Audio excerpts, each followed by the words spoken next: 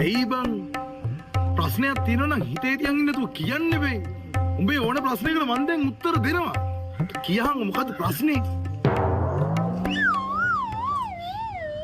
දැන් ඔයා මහවර කාමරයේ ඇතුළට දාලා හැම ගංජා වර්ගයක් මේකට දැම්මත් එක්ක නේද?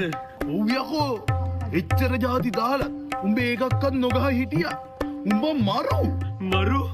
මරු රෙද්ද? ඇයි එච්චර කරලා ඇයි බල්ලෝ ගිනි පෙට්ටියක් දෙන්නේ නැත්තේ?